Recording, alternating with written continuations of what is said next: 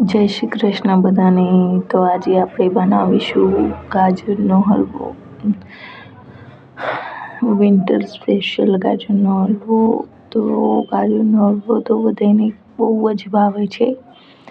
તો please try કરજો અને શેર કરજો કમેન્ટ કરીને કે કેવો લાગે છે, કેવો બન્યો છે.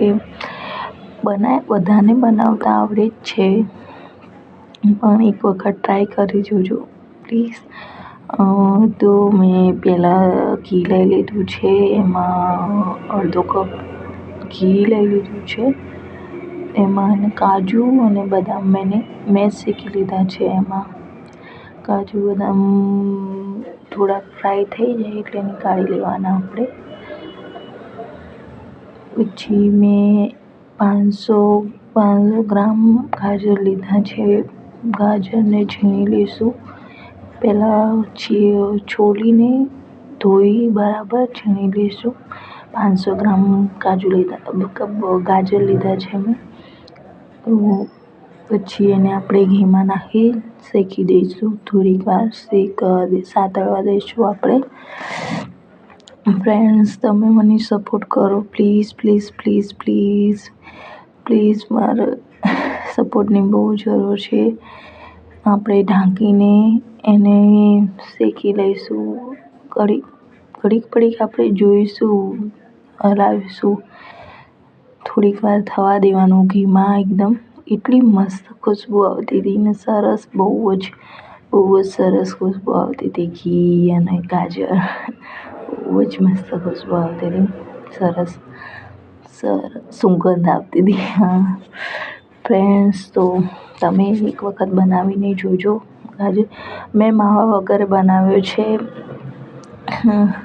મારી નાની બેબી છે તો કોણ લેવા જાય, અને માવા વગર પણ એટલો સરસ બન્યો હતો ને, બહુ જ સરસ બન્યો હતો. તમે એક વખત ટ્રાય કરીને જોજો માવા વગર.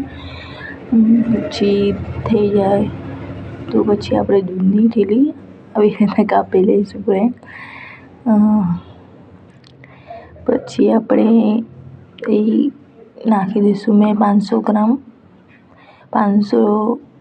દૂધ લીધું હતું, એક થેલી ફૂલ ફેટ દૂધ લીધું હતું મેં. તો એને આપણે નાખી દઈશું.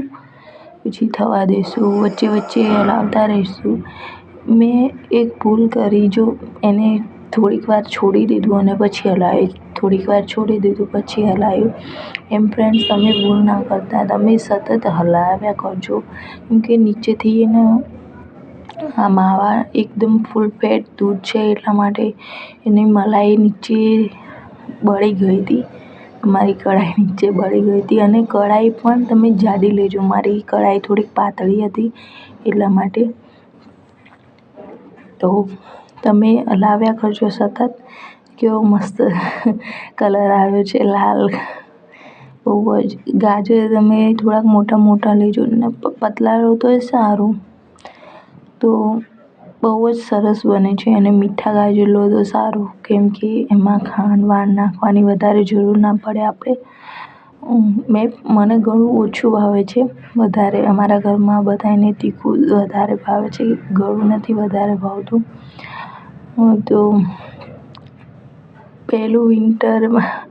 ફર્સ્ટ વિન્ટર ચાલુ થયું છે અને પહેલી વારે આ વિન્ટરનું પહેલું હલવો બનાવું છું ગાજરનો હું. તો તમે ટ્રાય કરજો અને શેર કરજો તમારા રિવ્યૂ. મેં સતત હલાવ્યા નહીં કર્યું, થોડીક વાર મૂકી દીધું, કેમ કે મારી બેબી જોડે રમતી હતી હું. એ કામ ના કરવા દે એટલે કામના વચ્ચે જ મારે એને થોડીક રમાડવી પડે એટલા માટે. એટલે મારે નીચેથી તવાઈ બળી ગઈ અને મલાઈ પણ બળી ગઈ. તો તમે એવી ભૂલ ના કરતા દોસ્તો, ફ્રેન્ડ. પ્લીઝ સબસ્ક્રાઈબ કરી લો માય કુકિંગ ચેનલને. પછી આપણે એમાં નાખીશું મિલ્ક પાવડર. મેં બે નાના સેશે આવે ને જે 10 રૂપિયાના, એ મિલ્ક પાવડર લીધા છે 2. એને નાખી દઈશું. પછી મિક્સ કરીશું, બરાબર મિક્સ કરી લઈશું આપણે. પછી મેં આ મિલ્ક પાવડર નાખ્યા પછી તો સતત હલાવ્યા જ કર્યું છે એને. થોડીક વાર પણ મૂક્યું નથી, સતત હલાવ્યા કર્યું છે. તમે પણ જોજો. આ થોડીક વાર લાગે છે બનતા, પણ પછી બને છે, પછી ખાવાની તો બહુ જ મજા આવે છે. બહુ જ સરસ બન્યું હતું. મારી બેબીને બહુ જ ભાવ્યો. તો એ જનરલી કોઈ મીઠાઈ પણ નહીં ખાતી વધારે. એના પપ્પાને નહીં ભાવતી તો એને પણ નહીં ભાવતી. તો મેં 1.2 કપ અડધો કપ એટલે અડધો કપ ખાંડ લીધી છે. તમે તમારા ટેસ્ટ પ્રમાણે વધારે ગળ્યું પણ કરી શકો છો. મને વધારે ગળ્યું નહીં ભાવતું અને પાછું ગાજર પણ ગળ્યા હતા એટલે થોડીક જ મોરસ નાખી છે મેં. એને નાખીને પણ આપણે હલાવ્યા કરીશું બરાબર. એકદમ ડ્રાય થઈ જાય થોડું પછી આપણે કાજુ બદામ નાખી દઈશું. તો ફ્રેન્ડ્સ, તમે એક વખત બનાવીને જોજો, ટ્રાય કરજો. અને હા, પ્લીઝ સબસ્ક્રાઈબ કરો, લાઈક કરો, શેર કરો. પ્લીઝ પ્લીઝ પ્લીઝ, તમારા સપોર્ટની જરૂર છે મને. પ્લીઝ. પછી આપણે નાખી દઈશું કાજુ બદામ નાખી દઈશું. એમાં મેં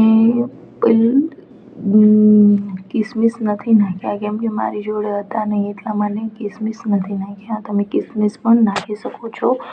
પહેલાં કાજુ બદામ એકદમ બરાબર સાતળાઈ જાય એટલે થોડી કિસમિસ નાખીને પછી તરત જ લઈ લેવાની. અંદર વધારે સાતળવા નહીં દેવાની, કિસમિસ નાખી દેવાના કાજુ બદામ. પછી હું ઇલાયચી પાવડર નાખવાનું ભૂલી ગઈ, મને યાદ જ ન આવ્યું. પછી મેં પાછો ગેસ ચાલુ કરી અને ઠંડુ થઈ ગયું હતું. પ્લાસ્ટિકના ડબ્બામાં લેવાની હતી એટલા માટે કોઈ ઠંડુ થઈ જાય પછી એને પ્લાસ્ટિકના ડબ્બામાં નીકાળી લઉં. તો પછી ભૂલી ગઈ, પછી યાદ આવ્યું ઇલાયચી પાવડરનું. તો પછી મેં ઇલાયચી પાવડર પણ નાખી દીધો છે અંદર. ગેસ ચાલુ કરીને થોડું ગરમ થવા દીધું. પછી ઇલાયચી પાવડર નાખીને મિક્સ કરી લીધું બરાબર. પછી થોડીક વાર થવા દીધું પાછું અને પછી થોડુંક ઠંડુ થવા દીધું અને થોડુંક અમે ખાઈ પણ લીધું.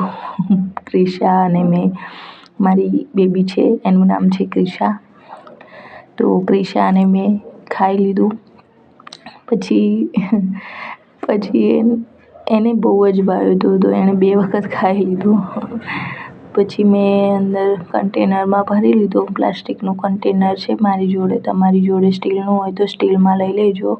મારી જોડે અત્યારે સ્ટીલનો ડબ્બો નથી તો મેં પ્લાસ્ટિકના કન્ટેનરમાં લીધું છે. પછી જ્યારે પણ તમારે ગરમ કરી જ્યારે પણ ખાવું હોય